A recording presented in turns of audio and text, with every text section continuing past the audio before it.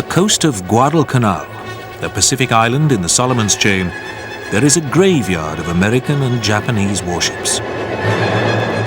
They were sunk in a savage 6-month battle. Their resting place is known as Iron Bottom Sound.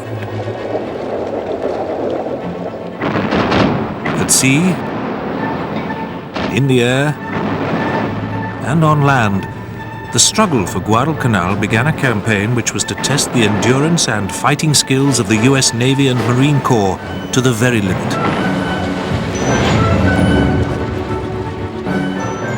It began with an unopposed American landing and the capture of a vital airfield.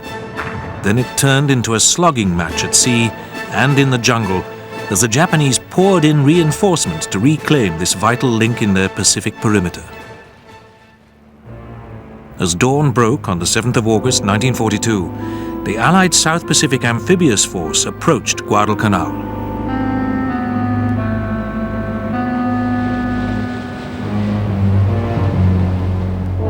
Witness to their arrival was Martin Clemens, a member of a remarkable organization, the Coast Watchers. They were a group of Australian and British traders and planters who had stayed behind when the Japanese overran the Pacific. Clemens and colleagues like Henry Jocelyn reported enemy naval and air movements on the bulky radio sets with which they had been provided. The Coast Watchers and their Melanesian assistants formed a unique observation screen running from the border of Dutch New Guinea to the New Hebrides.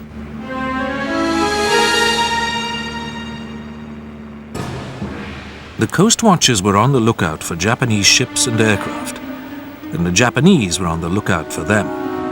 Japanese patrols using bloodhounds offered large rewards for information which led to the capture of the vigilant Coast Watchers. The Coast Watchers were not the only secret organization watching the Japanese. At Station Hypo on Hawaii, US Navy cryptanalysts were reading the Japanese naval code JN-25 on a regular basis. But it was Martin Clemens who, in May 1942, had signaled the Allies that the Japanese were building an airfield on Guadalcanal. If the Japanese were allowed to complete the airfield, they would seize control of the skies in the area and menace the sea routes between the United States and Australia. The Americans had no option but to deny Guadalcanal to the Japanese. Martin Clemens' dramatic message had set the scene for one of the epic sea-air-land battles of the Pacific War.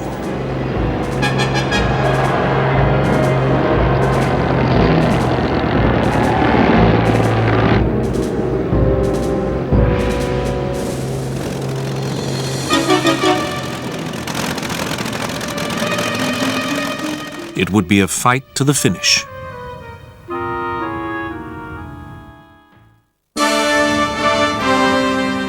The conflict in the Pacific had begun disastrously for the Americans when, without declaring war, the Japanese launched carrier-borne aircraft against the naval base at Pearl Harbor. The Japanese had sunk or disabled 7 of the 8 battleships berthed at Pearl Harbor. But the US Pacific Fleet's carriers were at sea and escaped destruction. Before Pearl Harbor, the commander of the Japanese Combined Fleet, Admiral Yamamoto, had warned Emperor Hirohito that if Japan went to war with the United States, he could guarantee only 6 months of victory. Yamamoto knew the United States well and had a healthy respect for the untapped power of American industry.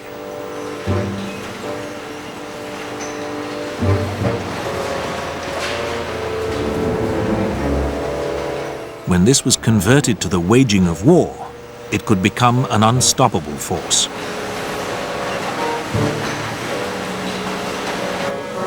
Only the destruction of the US Pacific Fleet and its vital aircraft carriers could buy Japan the time it needed to secure the vast Pacific perimeter won in the first 6 months of the war. Yamamoto planned to lure the Pacific Fleet into a decisive encounter with an attack on the American-held island of Midway, which was equidistant from the Japanese home islands and Pearl Harbor. Midway was the keyhole through which American warships could still pass. In April 1942, it had admitted the American carrier Hornet, which had launched an air raid on the Japanese home islands led by Colonel James Doolittle. The American bombers had inflicted little damage on Japanese war industry. But several of them had flown directly over the Imperial Palace. They had orders not to drop bombs, but the implicit threat to the life of the Emperor, whom the Japanese regarded as divine, had a seismic effect on their military high command. It decided to close the Midway keyhole once and for all. The plans for the capture of Midway, until then the subject of heated debate in the Imperial Navy, were approved and brought forward. Yamamoto was confident of success. Victory at Midway would tighten the Japanese grip on their Pacific Empire. At this stage in the war, the Japanese were in the grip of what they would later call victory disease. The colonial powers in the Far East, the Dutch and the British and their American ally, had been humbled.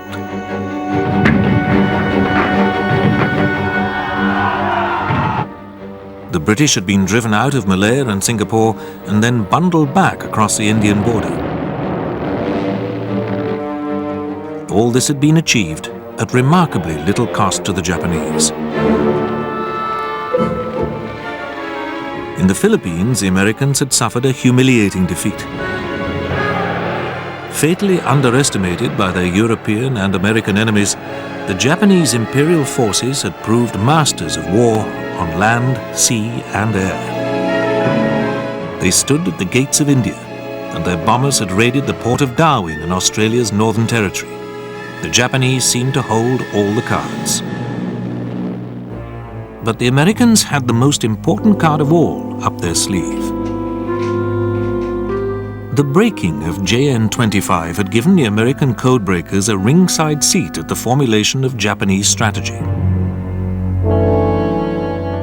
The decryption of coded naval signals had revealed Japanese plans to strike at Port Moresby in New Guinea, so as to complete their conquest of the island.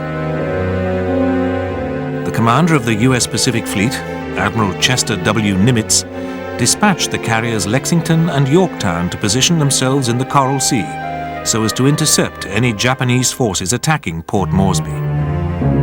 The Japanese invasion force from Rabaul was covered by 3 aircraft carriers.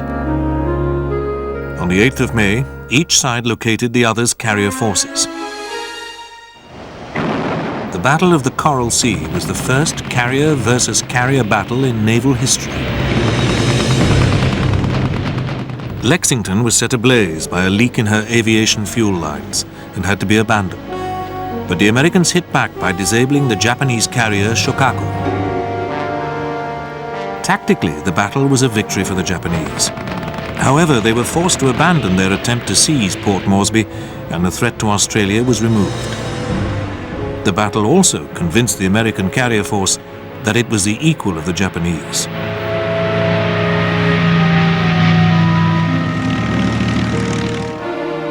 The Japanese now put their Midway plan, codenamed MI, into action. A diversionary attack was to be launched against the Aleutians in the north, while the Japanese First Air Fleet, commanded by Admiral Nagumo, concentrated against Midway. Meanwhile, the battered Yorktown underwent hasty repairs at Pearl Harbor before rejoining Task Force 17 under the command of Admiral Frank J. Fletcher.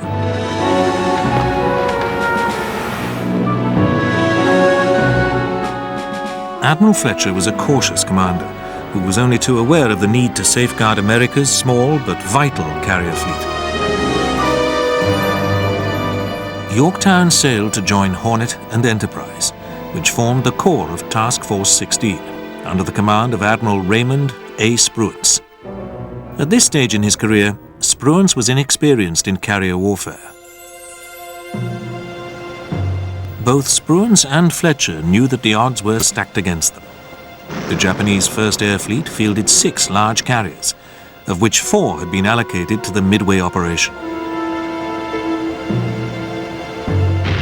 When battle was joined, 180 American aircraft would face 270 Japanese.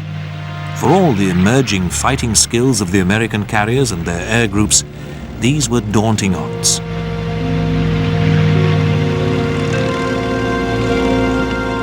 The equalizer in this equation was the American access to the Japanese naval code JN-25. Nevertheless, in the opening moves of the Midway campaign, Japanese radio security gave little away. The operation itself was designated MI, which might have meant anything, in spite of the implied reference to Midway Island. In the Japanese plan, Midway itself, little more than an atoll with a small marine garrison supported by an air component, was designated AF. The man in charge of Station Hypo, the brilliant cryptanalyst Commander Joseph Rochefort, was convinced that Midway was the target. But US Fleet Commander-in-Chief Admiral Ernest J. King believed that the First Air Fleet was about to strike at the west coast of America. So Rochefort decided to set a trap.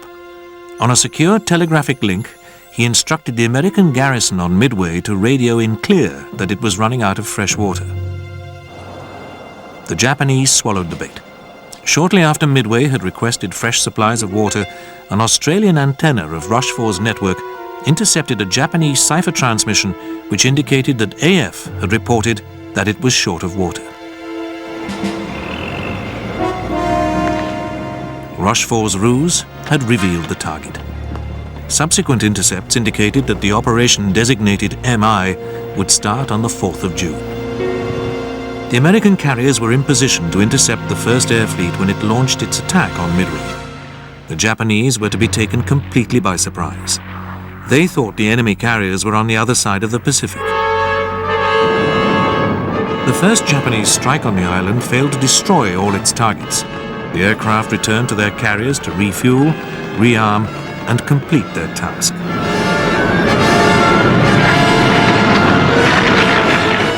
But then the fate of the Imperial Japanese Navy was decided within the space of exactly 5 minutes on the morning of the 4th of June, 1942. In those fatal 5 minutes, dauntless dive bombers from Yorktown and Enterprise found, attacked, and destroyed 3 of the First Air Fleet's carriers. The First Air Fleet had ceased to exist. With the carriers went the Japanese dream of empire. The Japanese struck back. Aircraft from their surviving carrier, Hiryu, disabled Yorktown. The carrier was abandoned and later sunk by a Japanese submarine. But Hiryu did not survive for long. As dusk approached, she too was found and wrecked by American dive and torpedo bombers.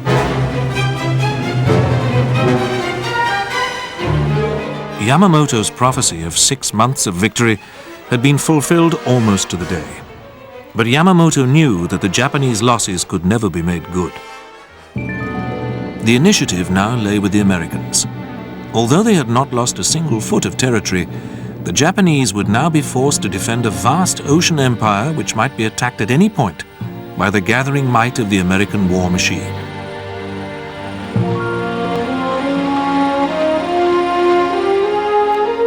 The Americans had to choose the axis along which to advance. To reach Japan's home islands, they could either strike in the south through the Solomons, New Guinea and the Philippines, or they could mount a drive through the Central Pacific aimed at the island of Okinawa. But between the home islands and the American jumping-off points lay a daunting chain of Japanese-held island fortresses, blocking an amphibious advance.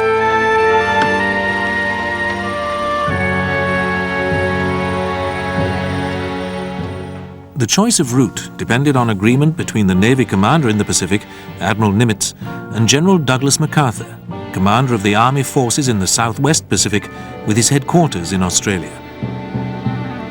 The choice of a northern route to Japan would increase the importance of the Navy at the expense of MacArthur. But the small Marine Corps was Nimitz's only military arm.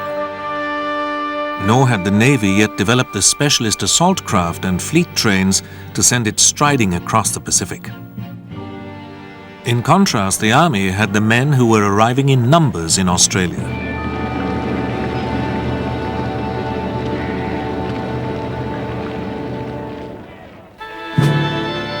The route through the southwest Pacific, with a jumping-off point near Australia, would carry the army through larger islands, yielding some of the resources needed to sustain the offensive. This route would also need less of the presently overstretched shipping services. But the southern route would emphasize the army's role at the expense of the navy, and the brilliant but overbearing MacArthur was not popular with the Naval High Command. They feared that in these circumstances he would usurp the overall direction of strategy.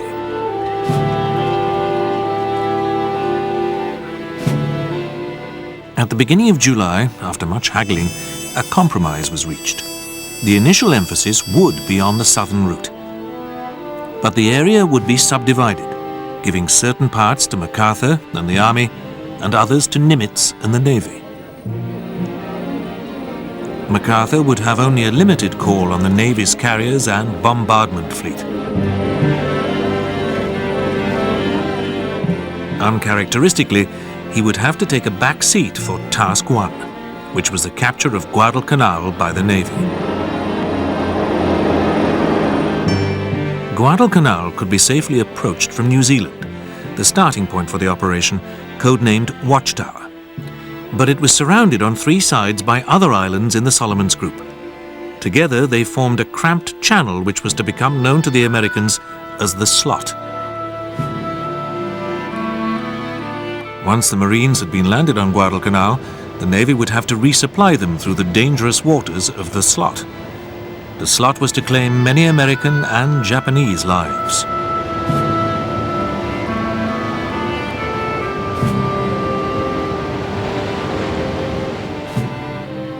The commander of the Marine Corps landing force assigned to Watchtower, General Alexander A. Vandergrift, was under no illusions about the difficulties of the task which lay ahead. His force of 18,000 men consisted largely of raw troops. He had only 2 months in which to prepare. And his naval escorts had little or no experience of amphibious operations. The men nicknamed the venture Operation Shoestring. There was another problem. On the eve of the Battle of Midway, the Japanese switched to a new code, JN-25C. Station Hypo was plunged into the dark. While the code breakers struggled to break into JN-25C, they had to rely on traffic analysis. By studying the volume and frequency selection of Japanese radio traffic, the Americans could draw general conclusions about the activity of the enemy's armed forces.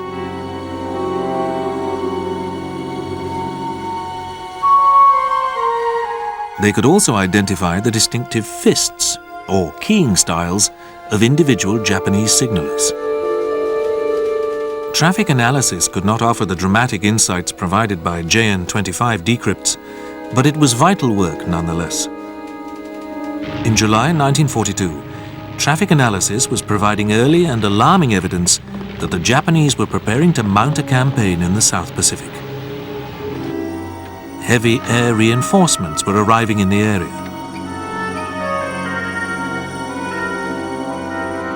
As the Americans prepared, there was a sharp increase in enemy convoy activity, and Japanese radio traffic indicated that a powerful cruiser force was being deployed in the Guadalcanal area. The Americans set out from New Zealand without adequate maps of the landing areas. D-Day was set for the 7th of August. The Japanese had their own traffic analysis program, and the new area commander, Admiral Mikawa, based in Rabaul, was concerned about the changing pattern of American signals. But his subordinates dismissed the suggestion that the Americans were about to land in Guadalcanal. On the 7th of August, the men of the 1st Marine Division waded ashore on Tulagi and Guadalcanal, just a few miles east of the Japanese airfield.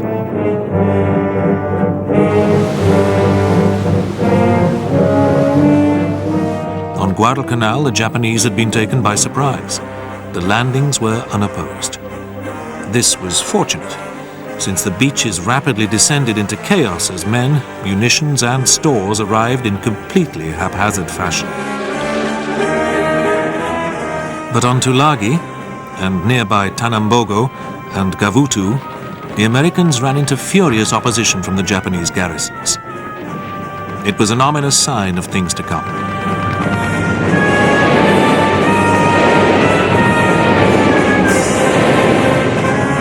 It took a fearsome bombardment from the task force warships to drive the defenders from their positions.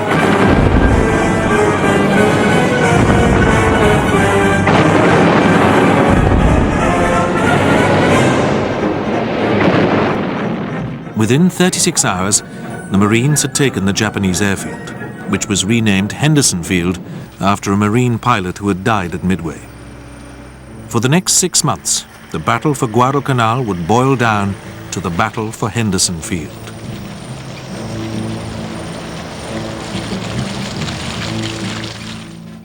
The Marines would soon be deprived of the air cover provided by Fletcher's carriers.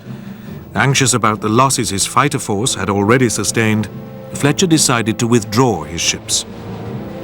These included Saratoga, Wasp, and Enterprise.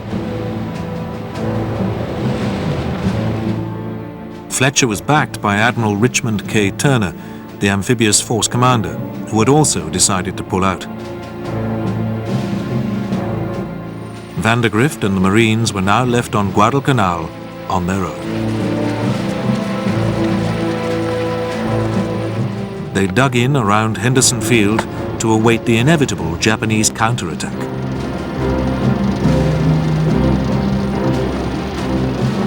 By mid-afternoon on the 7th of August, a force of 7 Japanese cruisers, commanded by Mikawa, was racing towards Guadalcanal. The encoded signal ordering Mikawa to sail from Rabaul had been intercepted, but was not deciphered for another week. The Americans had lost their intelligence edge. For their part, the Japanese were supremely confident. Lacking radar, they were trained to fight night actions with their long-lance torpedoes. Mikawa's objective was the American transports lying in Iron Bottom Sound. His cruiser force attacked south of Savo Island, avoiding 2 U.S. destroyers patrolling the approaches. The U.S.-Australian naval force under the Royal Navy's Admiral Crutchley was divided into a southern group of 3 cruisers, and a northern group, also of 3 cruisers, positioned to screen both possible approaches.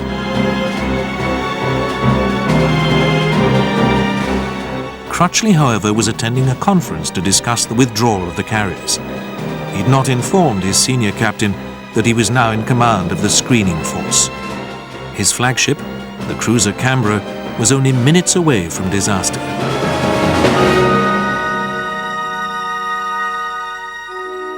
When Mikawa rounded Savo Island and encountered the Allied southern group, the result was fatal confusion. Illuminated by Japanese flares, Canberra was hit by a hail of gunfire. Then Chicago was raked by fire and hit by a long-lance torpedo.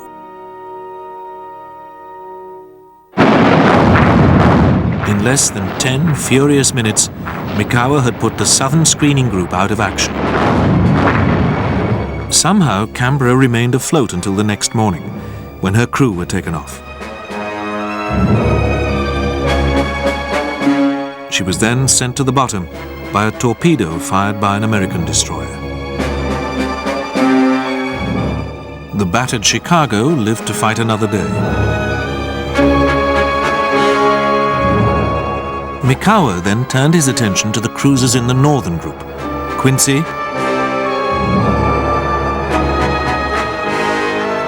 Vincennes,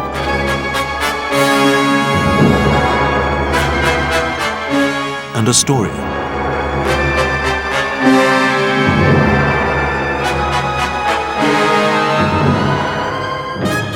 The Japanese force now split into 2 columns, steering northeast towards the still unprepared US ships. In less than 3/4 of an hour, Mikawa's force sank Vincennes and Quincy and crippled Astoria. Only the cruiser Australia now stood between Mikawa and the transports. But fearing attacks from American carrier-borne aircraft at first light, he did not press on. This proved to be one of the most fateful decisions of the Guadalcanal campaign, and one which earned Mikawa the personal censure of Admiral Yamamoto.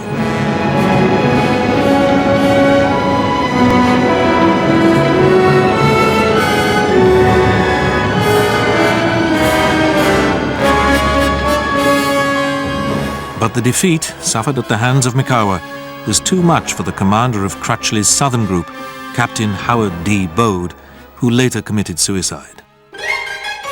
Meanwhile, the Marines consolidated their positions around Henderson Field.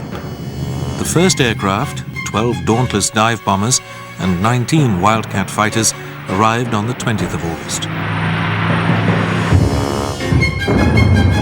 The Japanese High Command had not yet grasped the seriousness of the threat posed by the Marines on Guadalcanal. They launched an unsupported battalion strength attack on Henderson Field.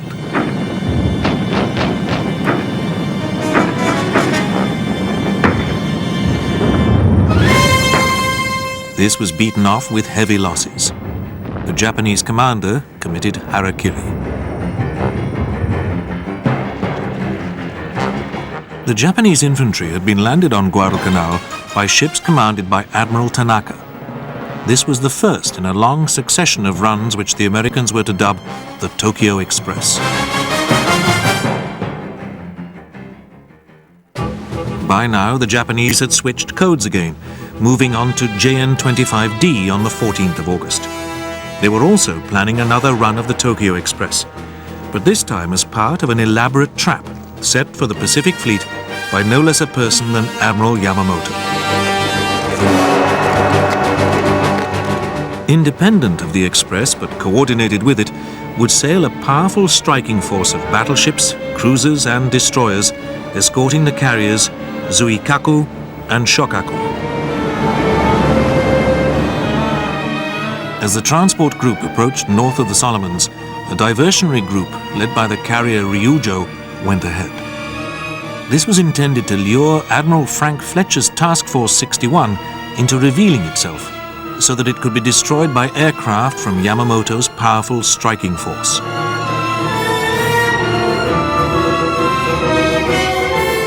On the 24th of August, Ryujo was duly sighted by Admiral Fletcher's task force patrolling east of the Solomons.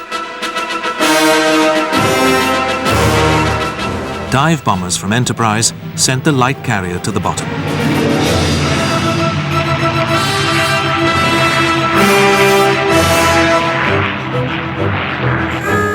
Now Fletcher's force braced itself for the enemy response. He had dispatched the strike which sank Ryujo with no fighter escort. Overhead, he had 53 fighters stacked in 3 layers, waiting for the attack he knew must come. All Fletcher's remaining dive and torpedo bomber crews had taken off to find and attack the Japanese fleet. Saratoga and Enterprise waited, every gun manned and loaded. When the Japanese aircraft arrived, the American fighters beat off the enemy torpedo bombers and their escorts.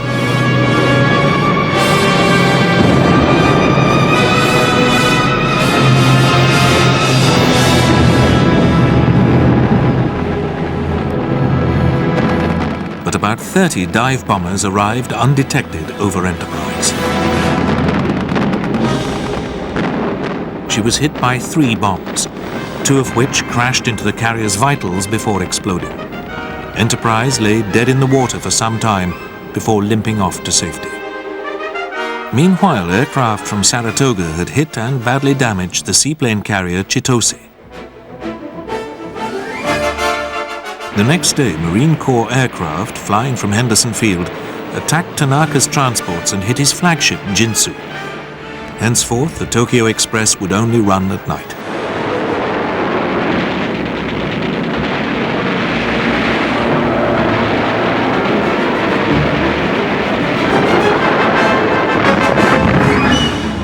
Japanese dive bombers hit back at the American convoys.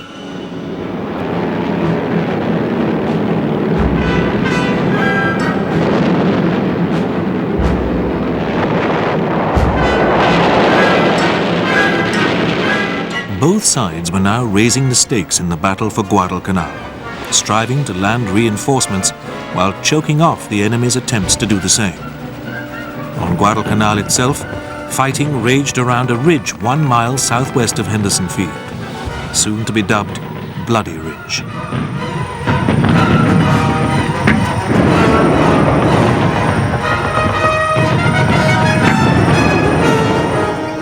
Nightly runs of the Tokyo Express fed in more Japanese reinforcements, and warships shelled the marine positions around Henderson Field.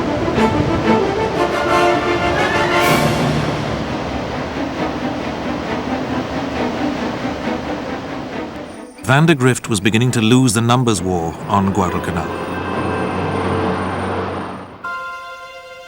The Americans stepped up their own reinforcement runs, and on the 15th of September, the battleship North Carolina formed part of the escort for a convoy bringing in 4,000 men of the 7th Marines.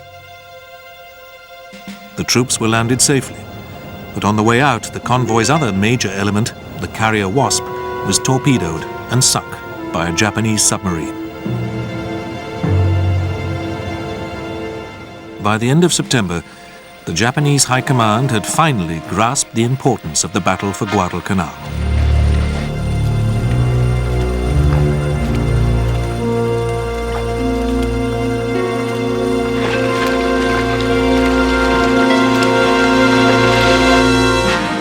They also kept a grip on their signal security. They rang the changes on JN-25 and began a wholesale overhaul of their communication system. The American codebreakers, who'd been feeling their way back into JN-25, were once again forced to rely on traffic analysis.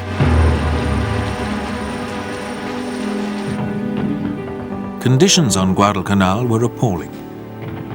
The landing beaches clogged with the detritus of war. The fetid jungle alive with leeches and disease. The Japanese resolve to wrest Guadalcanal from the Marines was confirmed on the 9th of October with the arrival on the island of the commander of 17th Army, General Hyakutake, to take personal charge of the campaign. Meanwhile, the Americans continued to run in reinforcements, provoking furious clashes in the waters around Guadalcanal.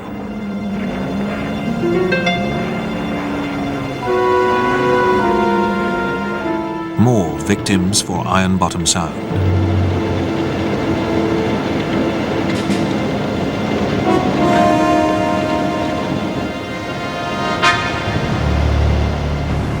On the night of the 11th of October, the Americans and the Japanese made simultaneous landings on Guadalcanal. This led to another night battle west of Savo Island.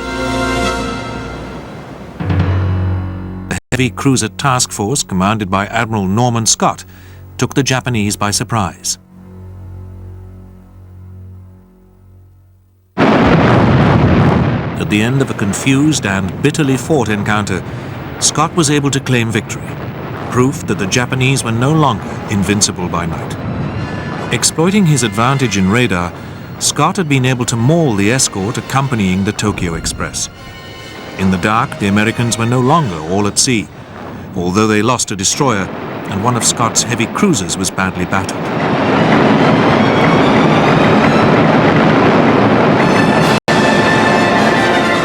But Scott had not prevented the landing of the Japanese reinforcements, which included artillery.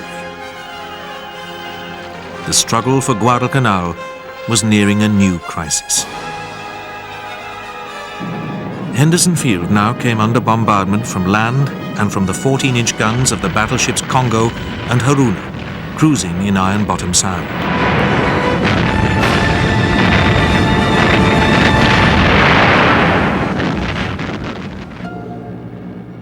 Meanwhile, the American codebreakers were back in business.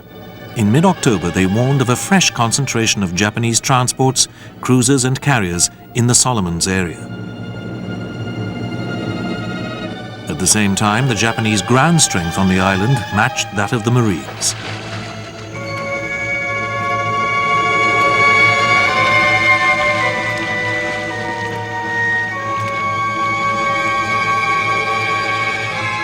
The fresh Japanese offensive, launched on the 24th of October, nearly broke through to Henderson Field. At one point, all that stood between the Japanese and Henderson Field was a single machine gun, manned by Sergeant John Basilone of the 1st Battalion, 7th Marines. It was enough to deny the Japanese their prize. At Pearl Harbor, Admiral Nimitz was keenly aware that the Navy had not secured the waters around Guadalcanal. He warned his staff that he wanted no gloom or defeatism. Nimitz declared that the enemy is hurt too, but our job is to provide the fighting men with everything they need on Guadalcanal to fight this battle. We aren't going to do any good sitting here moaning or wringing our hands. The hard-driving Admiral William Bull Halsey was appointed C&C South Pacific. Fletcher, who'd been wounded in action, was replaced by Admiral Thomas Kinkaid. By now, virtually the entire Japanese combined fleet, 5 carriers, 4 battleships, 10 cruisers and 29 destroyers, had sailed southward from Truk for a colossal bombardment and blockade operation.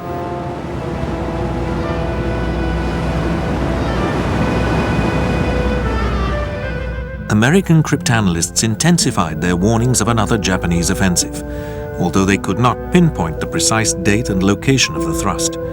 But Guadalcanal seemed to be the most likely objective.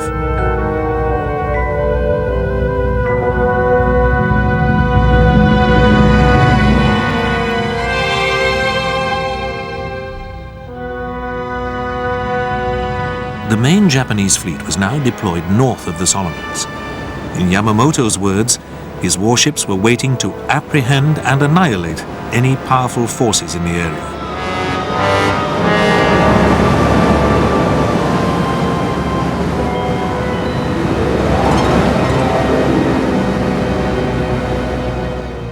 Yamamoto again exercised overall command from the giant battleship Yamato at Truk in the Carolines group of islands. While the fighting swung to and fro around Henderson Field, the Japanese twice postponed the offensive, but time was running out for Yamamoto. The Japanese delay enabled the newly repaired Enterprise to complete the voyage from Pearl Harbor. She rendezvoused with Kinkaid's task force and the carrier Hornet to patrol northeast of the Santa Cruz Islands. Bearing down on them were a Japanese advance force tasked with attacking Henderson Field, and a powerful striking force of 3 large carriers under Admiral Nagumo with orders to locate and destroy the American carriers. The scene was set for a potentially decisive carrier battle. After reconnaissance planes from both fleets had located their targets, the Japanese and American strike forces took off. Incredibly, the 2 strike forces passed within sight of each other. A handful of Japanese fighters peeled off to engage their American counterparts, but the rest flew on towards their distant targets.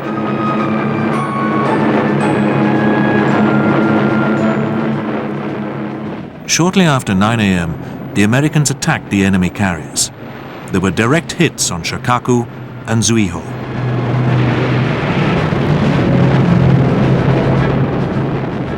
The Japanese escorts also came under fire.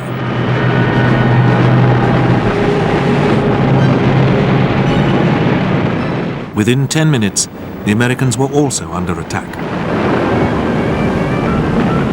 Hornet was hit by bombs and torpedoes, and in a sinister new development, the carrier was also the target of 2 Japanese suicide planes.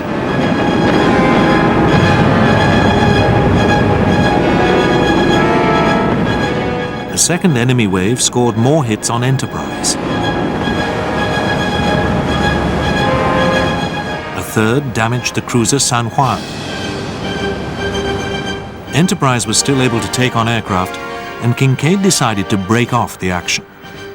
The battleship South Dakota had also been hit by Japanese aircraft, but lived to fight another day. Hornet had not been so lucky. Now a wreck, she was abandoned and sunk the next day by Japanese destroyers.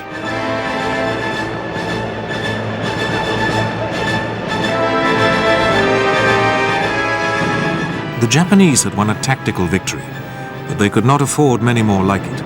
They had lost 97 aircraft and 148 irreplaceable aircrew, including a high proportion of veteran squadron and section commanders.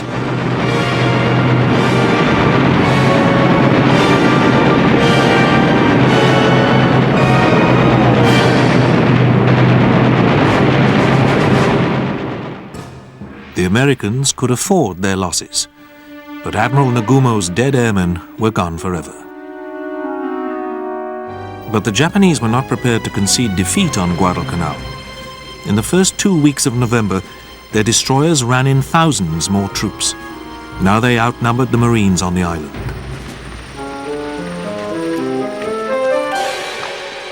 Traffic analysis and the fitful braking of JN-25 had once again painted a partial picture of Japanese intentions. The Americans steeled themselves to face another maximum enemy effort. Yamamoto planned another action at sea to coincide with a drive by his land forces on Henderson Field, now littered with wrecked aircraft, but still defiantly operational. Yamamoto issued his orders on the 8th of November. Within 24 hours, they had been largely decoded and were on the desk of Admiral Halsey.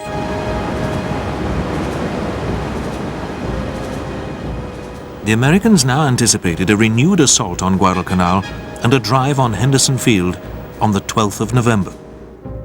Halsey was given more details on the 10th, but he didn't know the size of Yamamoto's force, nor was he aware of Yamamoto's plans to bombard Henderson Field. The bulletin issued by Halsey on the 10th of November stated, "Big Japanese offensive against Guadalcanal to begin soon. Believe enemy striking force intends to hit that place, followed by attempted landings by army units from transports."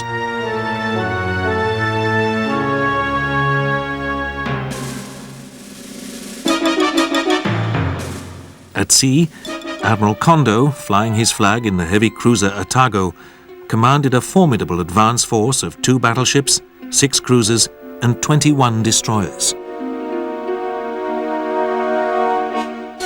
They were accompanied by a bombardment group of 2 battleships, a light cruiser and destroyers, and another support group drawn from 8th Fleet of cruisers and destroyers.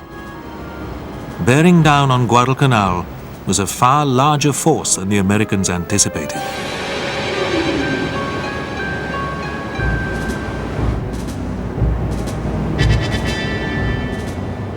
But in one vital respect, the Japanese were under strength. 3 carriers were on their way back to the home islands for repairs and fresh air crews. Only the carrier Junyo was at sea with Kondo. Halsey was in no better shape.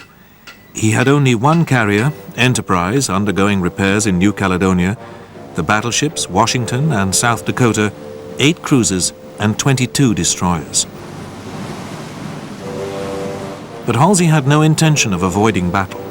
He ordered Kincaid to sail on the 11th of November and be prepared to strike at enemy targets in the Guadalcanal area. Kondo's fleet positioned itself 150 miles north of Guadalcanal. The bombardment force was dispatched to shell Henderson Field, while Admiral Tanaka landed reinforcements at Tasafaronga Point, northwest of the American beachhead. On the night of the 12th of November, the bombardment force collided head-on with the Americans in Iron Bottom Sound, southeast of Savo Island.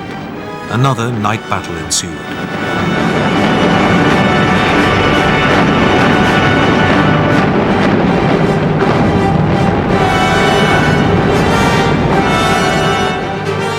Admiral Scott, aboard his flagship Atlanta, was killed, along with most of his senior commanders, when a shell from the battleship Hiei smashed into Atlanta's bridge. San Francisco's bridge was raked with fire by Kirishima, claiming the life of Admiral Callahan.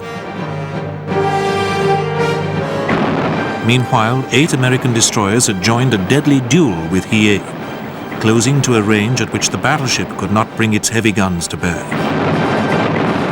Hit more than 50 times, Hiei limped away. Kirishima also withdrew. The Japanese later scuttled Hiei, the first of their battleships to go down in the war. At sunset on the 14th of November, the American battleships Washington and South Dakota intercepted the 2nd Japanese force under Admiral Kondo as it sailed eastward through the Solomon Sea to bombard Henderson Field.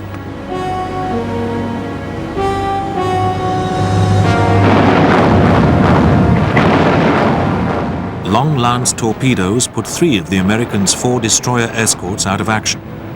Then Kirishima crippled South Dakota.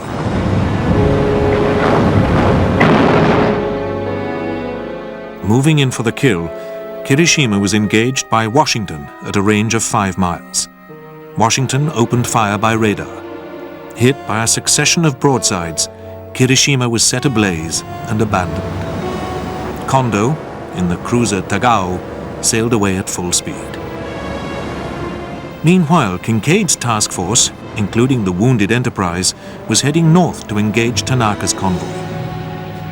Carrier-borne aircraft sank 7 of the Japanese transports. When the 4 survivors were grounded at Tassafaronga the next day, they were pounded by American dive bombers and artillery.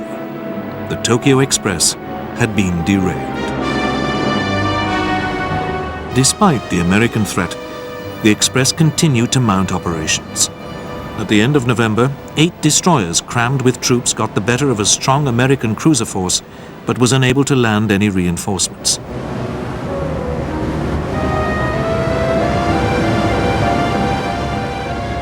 The American grip on the approaches to Guadalcanal was now tightening.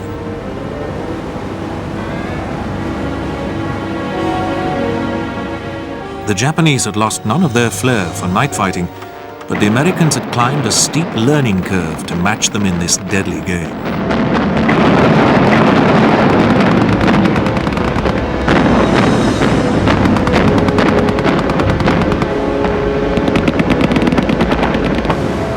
The Japanese now resorted to submarines to run in supplies to 17th Army. In the first week of December, they delivered 20 tons, a drop in the ocean.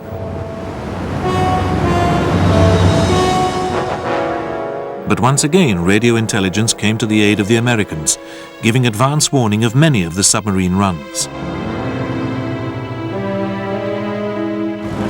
On the 9th of December, radio intercepts enabled the Americans to arrange a PT boat ambush. 2 PT boats lay in wait for the submarine I-3, which obligingly surfaced between them and was sunk with a single torpedo. Victory on Guadalcanal was in sight. The Americans now held the upper hand at sea and in the air.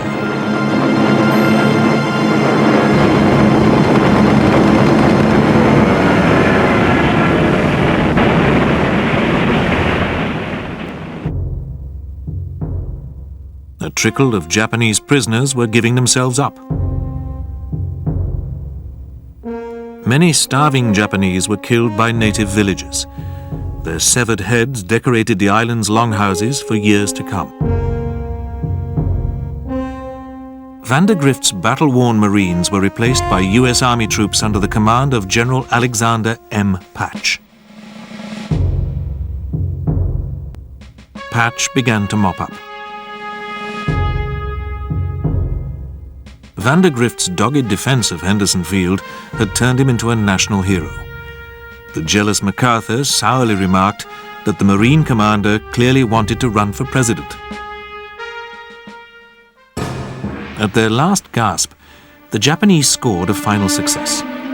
At the end of January 1943, Japanese aircraft flying from Rabaul attacked an American decoy reinforcement convoy heading for Guadalcanal in the hope of drawing Yamamoto into another battle. A torpedo sank Chicago, the sole survivor of the Battle of Savo Island.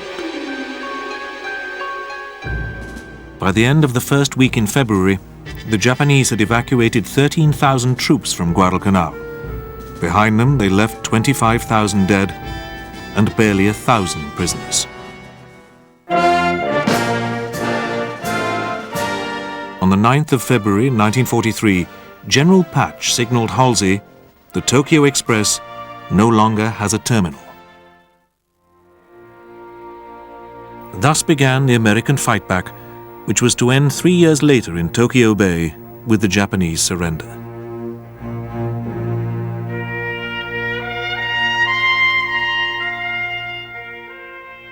And today, divers still explore the secrets of Guadalcanal in the underwater cemetery in Iron Bottom Sound.